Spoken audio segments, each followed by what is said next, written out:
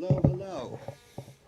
I'm speaking to you with headphones on, and it sounds a little weird for me because I put these things on and they're noise canceling. I um, I typically don't use noise canceling headphones. Back in the day, I used to have a CD player. I used whatever headphones came with them. Eventually, I evolved into the Sony S2, the ones that swoop behind the ear, and then I started getting mini disc players, and I guess I still use the S2.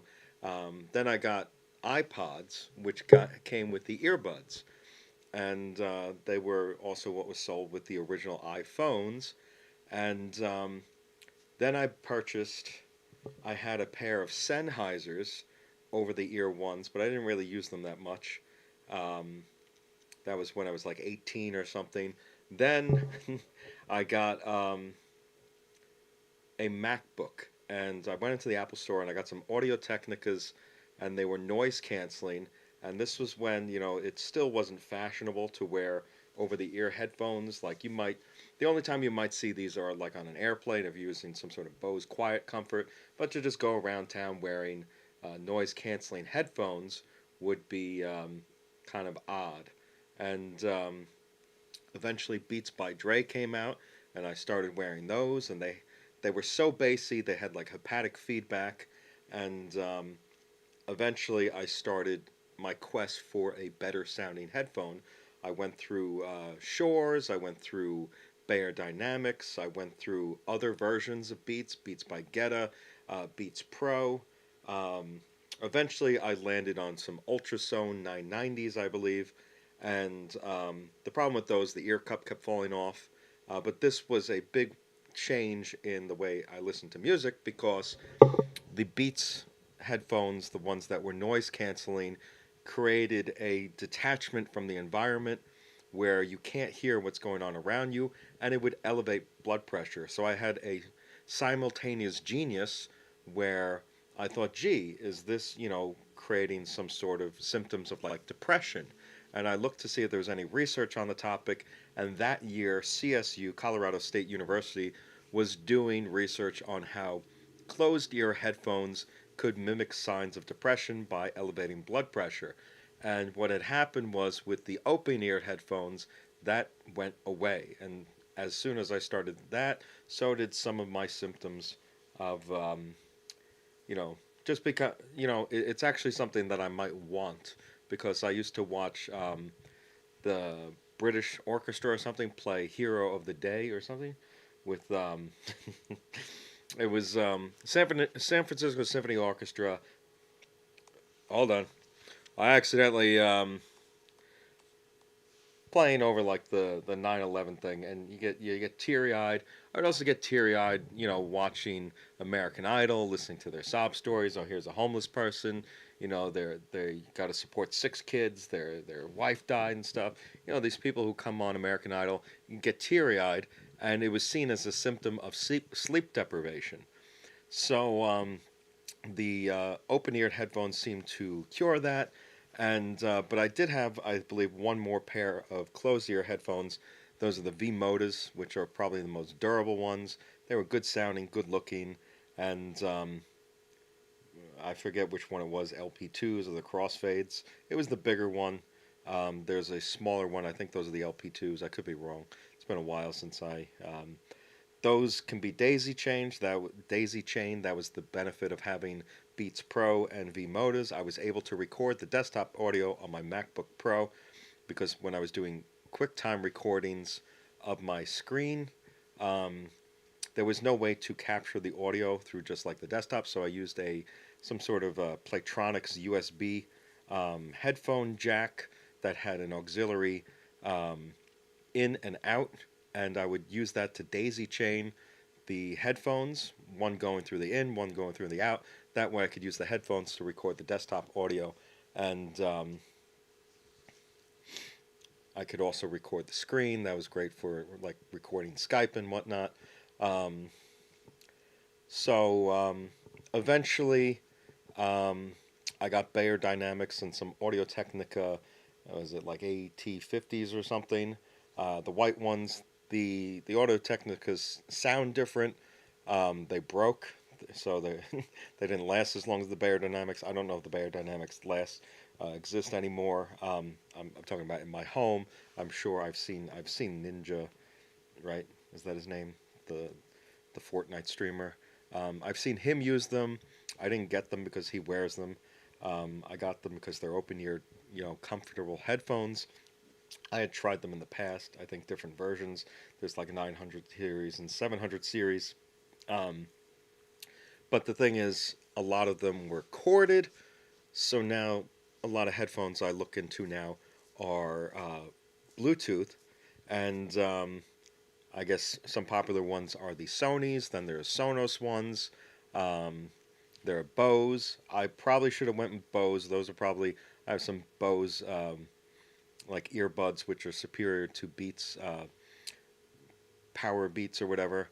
Um, so currently I'm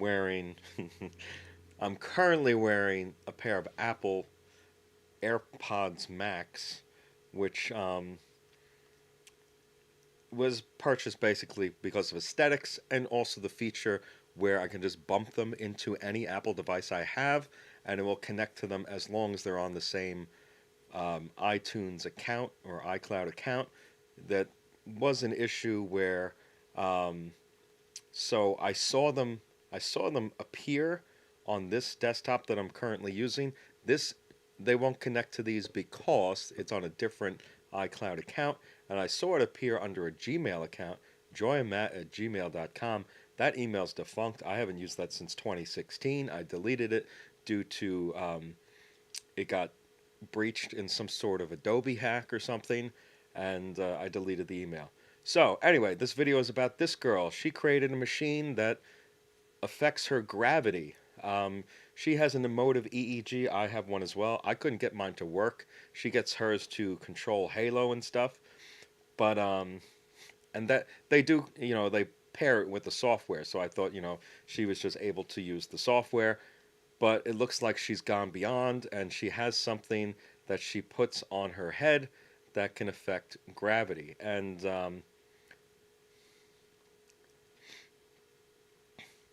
I don't know if it's just bullshit, but she started walking straight in a line, and this little thing that went on the back of her ear, like where you might put some motion sickness thing on a, like if you ever been on a cruise, they sell these little things that go behind your ears to prevent motion sickness. It somehow affects balance by applying some sort of current, and I saw it. I don't know where I saw it, but it wasn't. I don't think it was on YouTube. So I found this um, by going through playing games with mind control, and the title of this stream is "If I Wrote About Seed of the Soul at Saybrook," and it says something about discussing my least favorite. It's a paper on uploaded consciousness. Basically, I wanted to use emails as a stream of consciousness where we would be able to use some sort of a psychoanalytical approach where we can just download a stream of consciousness um, and use that to upload our consciousness or apply, free association, that type of stuff. And but and it was one of the reasons why I was interested in Boston University's neurocognition program. Originally, they have some NLP stuff up there, and but I have some dessert outside. I'm going to quickly grab that.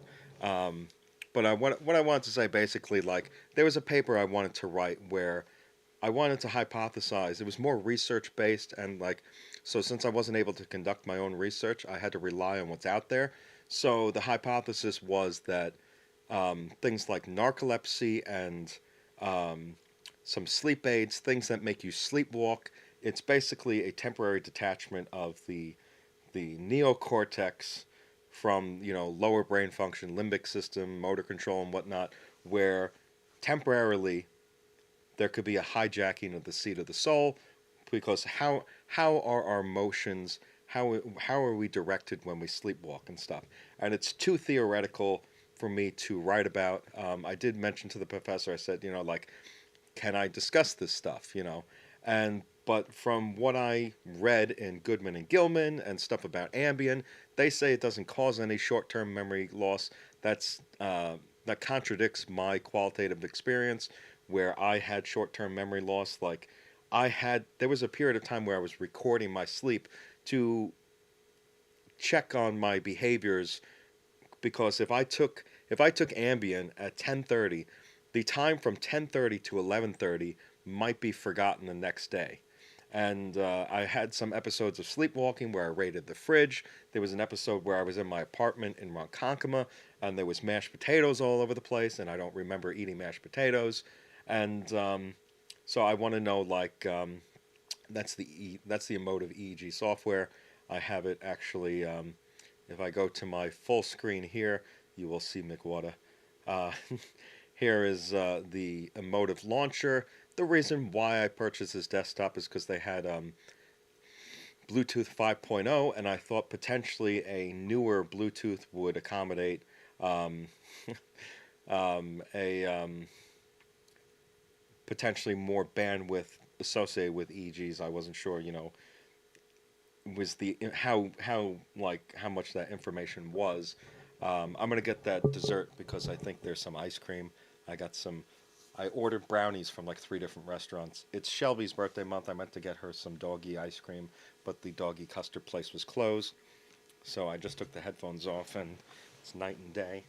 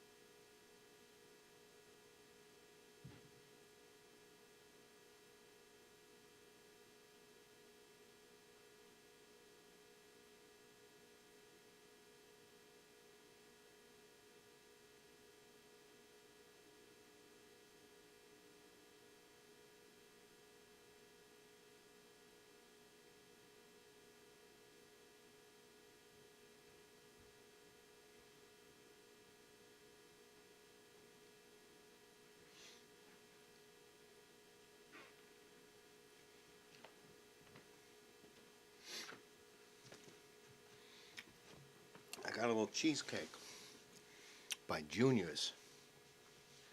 I guess Junior's is a popular spot.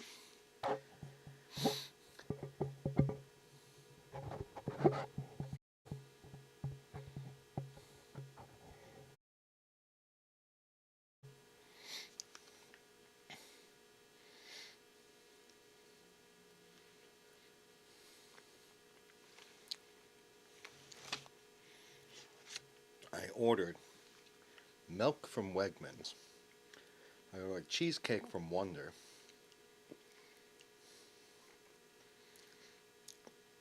And then I also got brownies from Lily Cheesecake.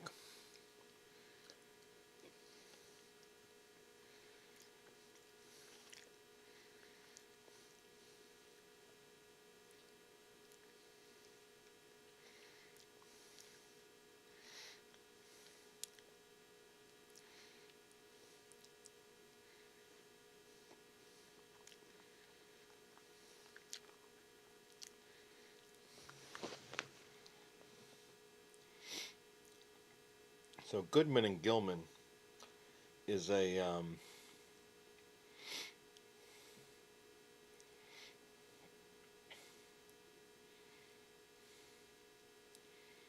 pharmacology textbook. Here's Goodman and Gilman.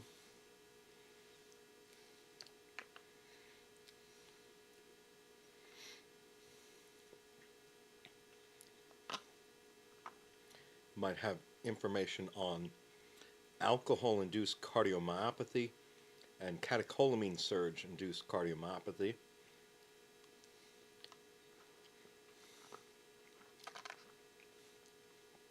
which I guess is stimulant-induced cardiomyopathy.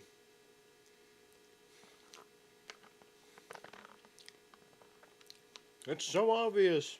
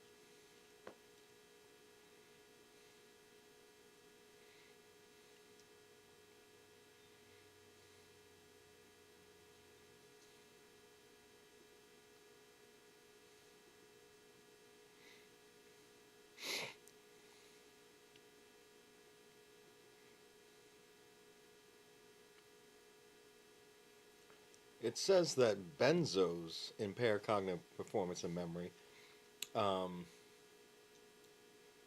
and affect motor control. Technically, zolpidem is Ambien is a Z drug, which is a hypnotic and slightly different.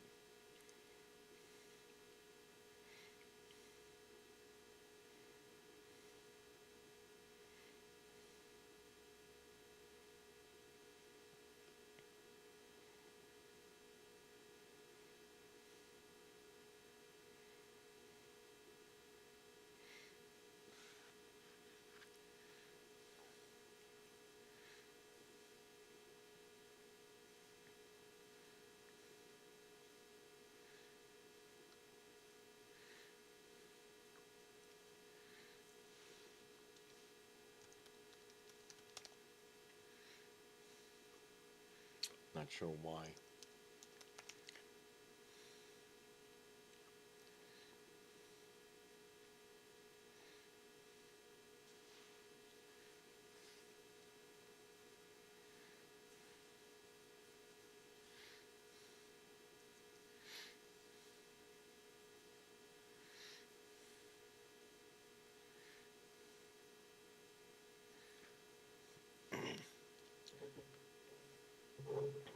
That's why I can't, you know, it's great, if things exist, but there's also discovering things on your own um, might help reinforce the learning where you are part of the information gathering. Um,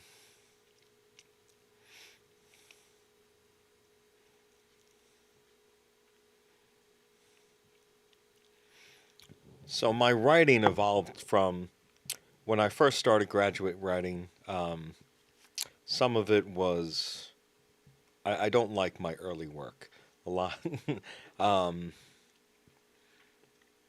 Eventually evolved to a point where just cite everything, make sure even if you have an original idea or an idea that you think that is part of your own experiences, your own schemas, your lived experiences, your vicarious learning, um, find find something that supports it, and if there's nothing to support it, don't include it.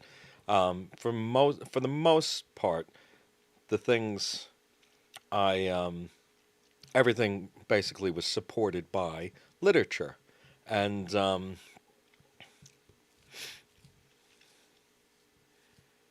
which I feel supports that my growth and development was that of a normal person. Um, my development, according to Newman and Newman, makes a lot of sense. Where I learned the skills valued by society and the paths towards their achievement, and a lot of my life was planned.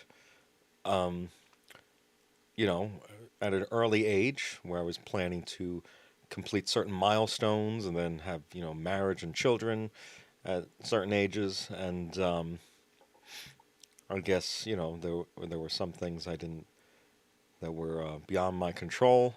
Um,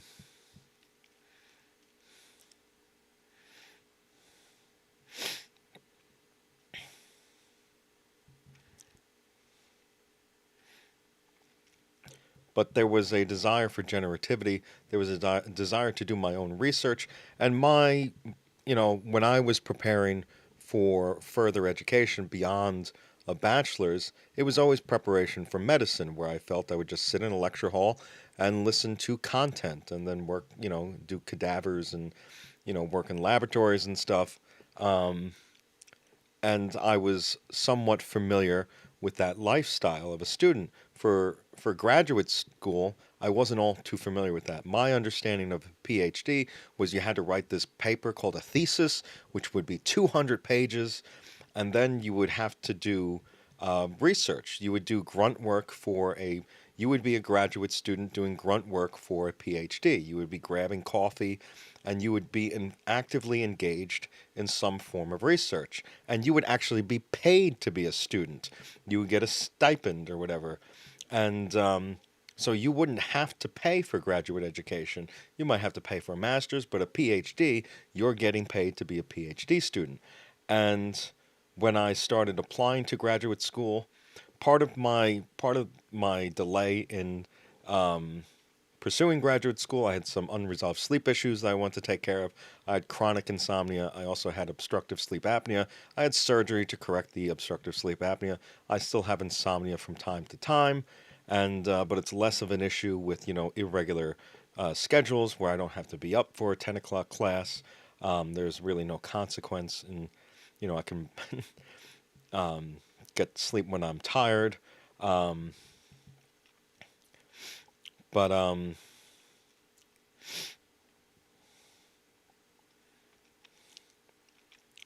there was also uncertainty about how I was going to pay for it, uncertainty of the student lifestyle. Um,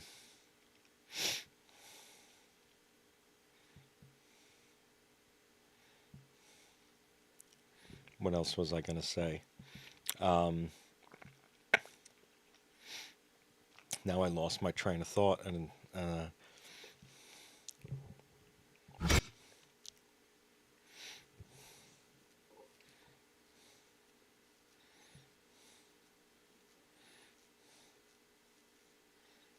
I guess there was some expectations that you had a thesis, a dissertation idea prior to enrollment. Um,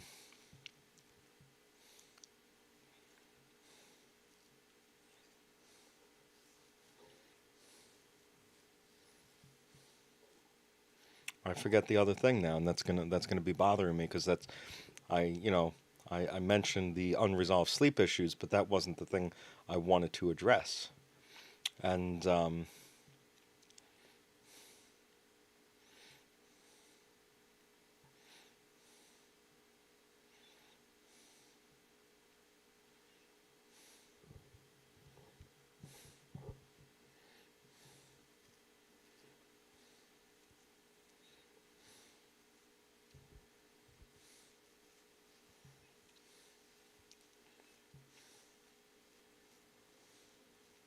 I mean, big thing was funding. Like I was at home and I had ideas that I wanted to explore, and like, why is somebody going to fund, just some random person sitting in their home? They're going to fund someone who has, a graduate degree, someone who has a PhD, also has access to resources. How do I get, laboratory equipment? How do I get laboratory time? How do I get, volatile chemicals? How do I get, how do I get IRB approval and stuff? And so I felt all that would come with, graduate education.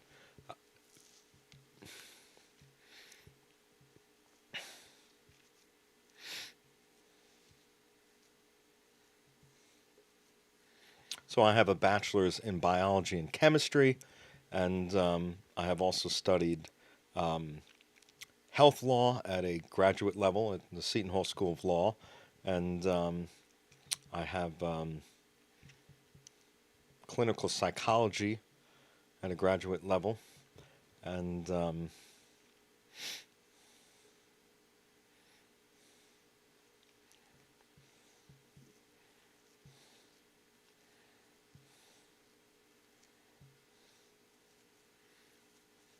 I know I was, discussing the lifestyle of a medical school student versus a graduate student, so I was more familiar with the application process, the lifestyle of a medical school student versus that of a graduate school student. I feel, the GRE, it's a lot of like high school math. When I was prepping for, it's just like parallel lines where, what's angle A and angle B. If you know the degrees of angle A, then you know the angle, the degrees of angle C because it's two parallel lines and whatever.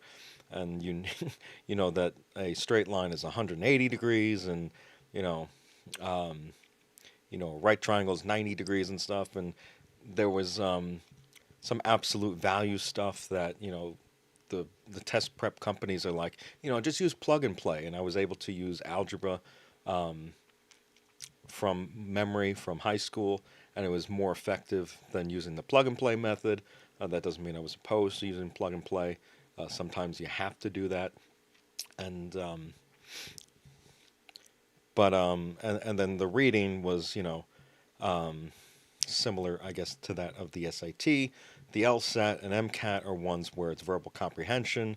All the information is available in the passages. I took the MCAT, and my curiosity was to see what was on the experimental section because they were changing the format of the exam. So I thought, why would they include topics? Why would they test on topics that they were going to, you know, um, remove from the MCAT anyway? So I wanted to see, out of curiosity, I was interested in what topics were relevant to the test makers. I figured if I can guess my way to an acceptable score, um, that would be great. But this gave me some closure with the med school path because at that time I had a bigger picture. I basically wanted a PhD at this point. I was looking at the paths, and you know, um, medical doctors are content consumers, while PhDs are content generators. I wanted to synthesize, I wanted to create, I want that generativity. That has been something that's been with me from a very young age. So I thought that there was, bigger and better, that I would be limiting myself to what I am capable of and what I can do by pursuing an MD than over a PhD. Um, I wanted to do more research stuff. Um, I wanted to do policy stuff, and if it was a medical setting, I wanted to do medical device R&D, drug design, drug discovery. Some of that stuff, though, I needed to take some steps back to go forward. Um, like when I was briefly, temporarily enrolled in an MBA accounting program, my so there was a CPA who took over a hospital, and you can get an MBA and be a healthcare administrator. Um, but I temporarily went on this path because I said, let me just get a job to support a family. It's always been a career to provide for a family, and I temporarily thought of abandoning my long-term, healthcare goals to just get any job where I can provide for a family. And it was my understanding that it would be 2 years for a master's, but that really wasn't the case because I needed to suffice 140 credit hours of of the CPA. So I basically needed a second bachelor's, and I wasn't interested in sitting around 18-year-olds again and doing a second bachelor's. I wanted to do things that I didn't want to stay stagnant. I just wanted things to move forward, and I wanted to make use of the foundation of knowledge I already have. If I to go to engineering school, which is certainly, I believe, probably more difficult than psychology. Psychology is right in my wheelhouse. There really isn't too much. Um, this is making use of a lot of the concepts and knowledge I already have, and it's not really testing the limits of my cognitive functioning. My it's so if I went to engineering school, I would need Calc 2, I would need Physics 2, I would need differential calculus, nonlinear equations, linear equations, and that was more undergraduate work than I want to do, and it was also it's it's mentally I didn't want to risk um, the time and money investment with uncertainty of what a sleep disorder, if I have another grand mal seizure, if I have um, you know issues with the sleep disorder. So when I applied to graduate school, I was sure that I would be making that my investment wouldn't go wasted, and of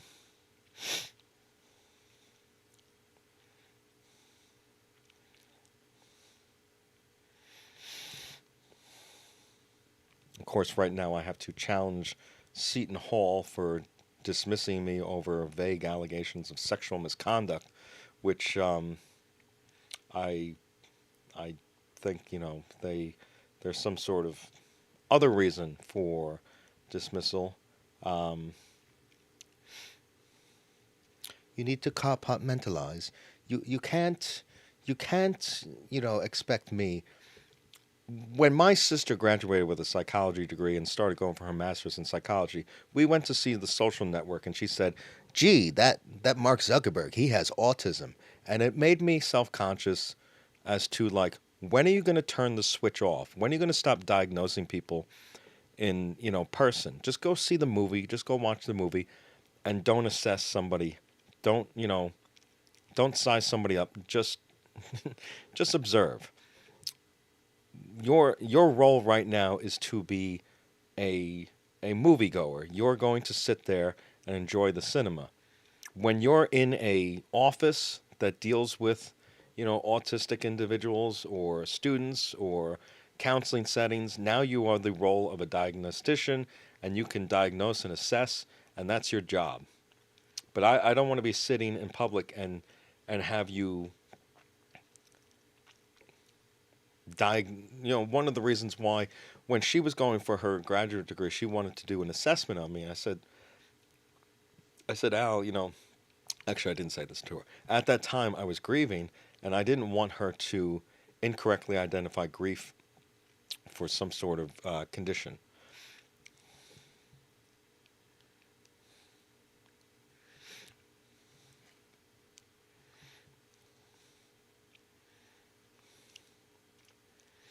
I don't want to do what my sister does. My sister's a school psychologist. I don't want to attribute. I don't want to assign learning disabilities and behavioral challenges to children and say that they're that they're a problem student or something. I practice patience, tolerance. I say, why can't we make the environment more conducive to these individuals? Why do we have to make these individuals change for the environment? And perhaps we are putting them at a disadvantage by forcing them to change their brain, the way their brain functions, in order to be less disruptive to others or something. So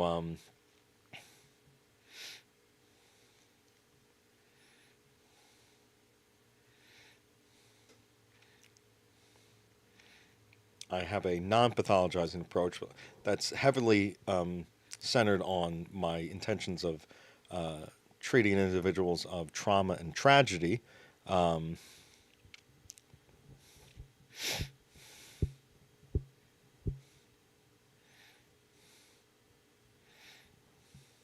I don't want to say, well, your your grief is indicative of a mental health disorder.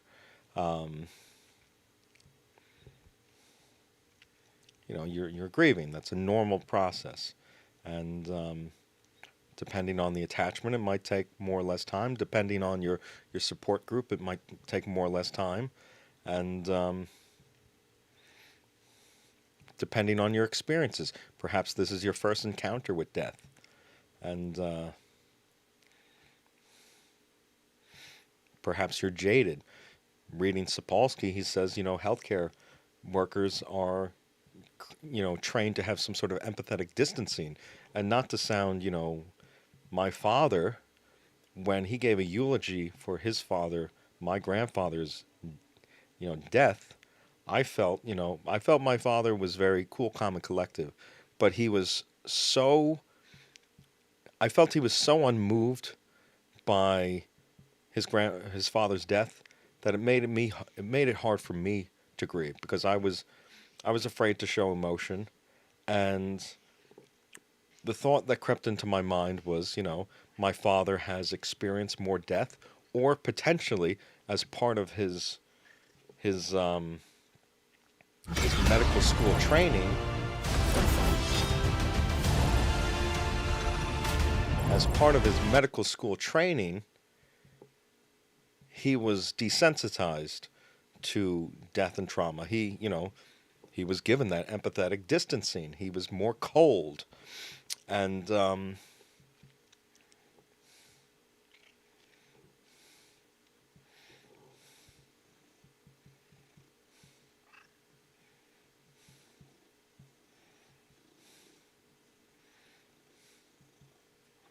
by the way, I didn't. I when I when I was 20 years old, I was hanging out with one of my close friends, Chris Perich, and he invited me to his poker group, and he introduced me to some of his McDonald's coworkers that he worked with, you know, um, his senior year of high school, and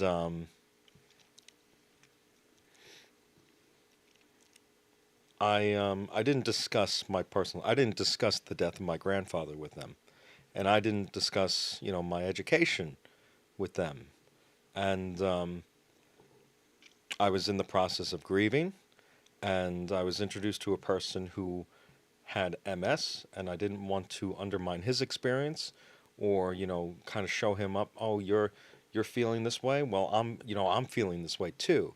So I swallowed my tongue and I didn't discuss my issues. I bottled everything up, and I was also embarrassed by my circumstances after having had attended Chaminade, where I was not in the educational environment that I wanted to be in. I was at a school that I said I never wanted to go to, and I didn't discuss it with anybody.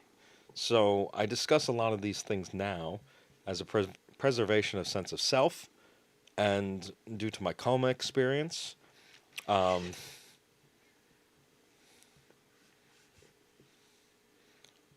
but you wouldn't have heard me discuss these prior to 2020.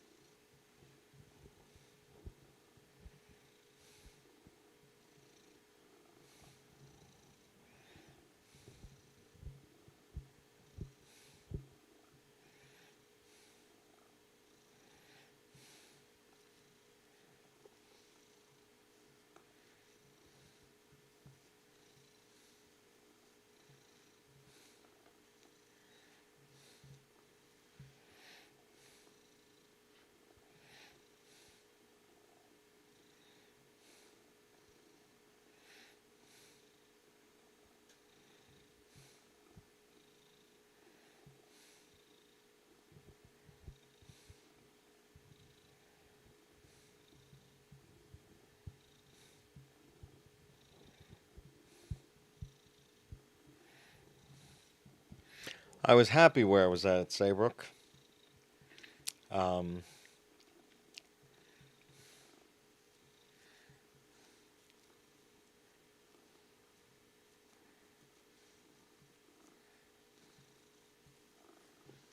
their humanistic vision aligns with my non-pathologizing um, preference, um, which aligns the humanistic approach basically aligns with my views on the therapeutic alliance, and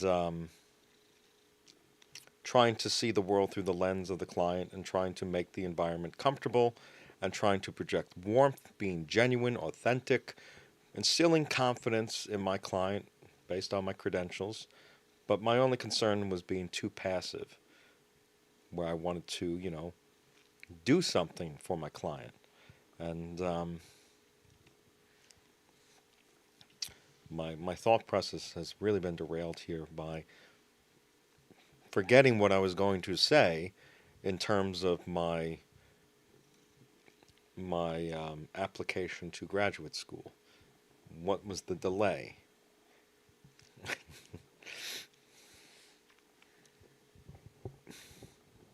Part of it was being, you know, sure that I was going to make good on my investment, making sure I was in the program that I wanted, and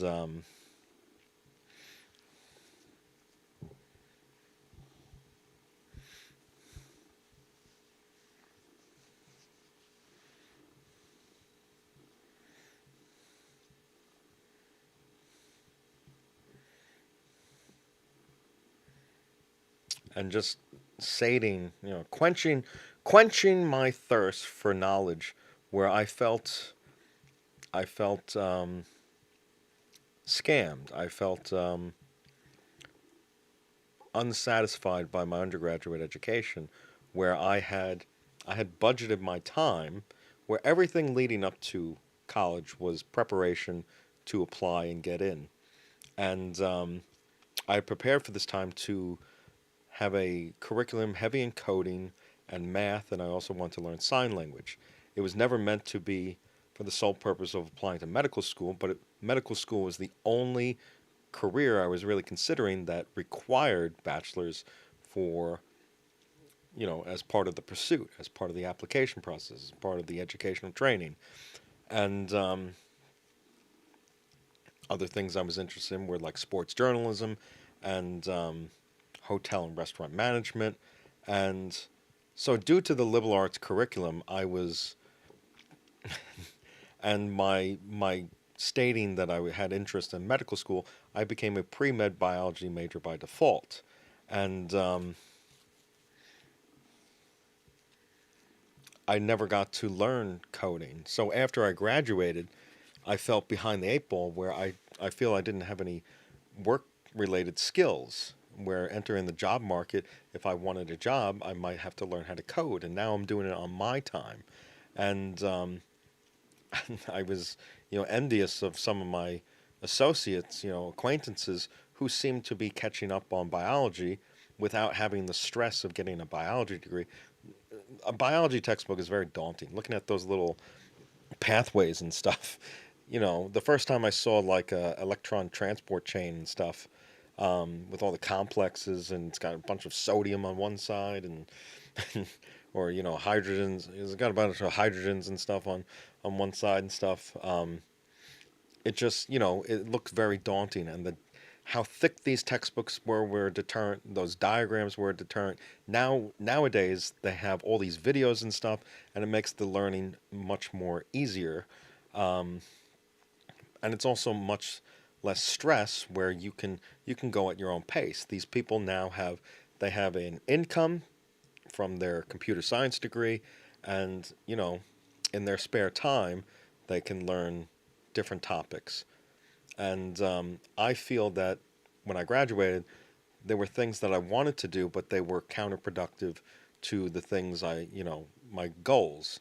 Where if I wanted to learn how to compose a song or something, or if I wanted to pick up a new hobby, those things were distracting from the progression into my career. And so I was overwhelmed by the amount of information that I still wanted to learn, where I was constantly looking, at different educational opportunities to fill that void in my life, to learn the things I wanted to learn, because I had a curriculum where I felt there was a lot of redundancies and things I didn't want to learn, and that was certainly one for them. I want it was a lot of gel electrophoresis, glycolysis. I felt like I was learning those things every semester, and they might be, slight variants. One's Western blot, one's Southern blot, one's Eastern blot, one's for, DNA, one's for protein. We did PCR, polymer chain reaction, where you can lyse and you can anneal and congeal, different um, strands of DNA, this circular DNA, and insert little things and copy, DNA, and a lot of Krebs cycle, which falls in line with the glycolysis and stuff, and so cell biology, genetics, and microbiology were very similar. I preferred. Um,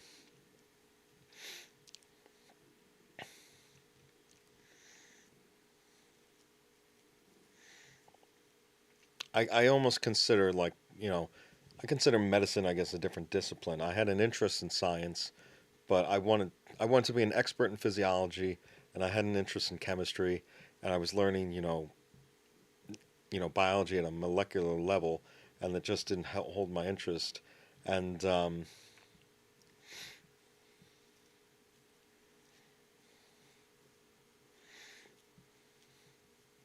so there were a lot of things I wanted to learn post graduation, and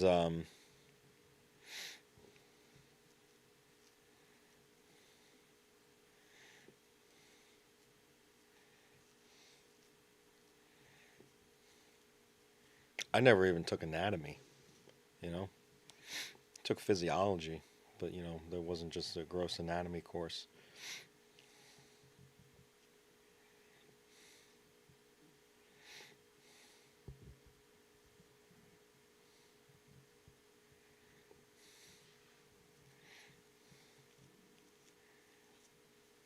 That said, one of the reasons why I stayed at the place that I hated was because my biology professor, I felt that it was more conducive to learning.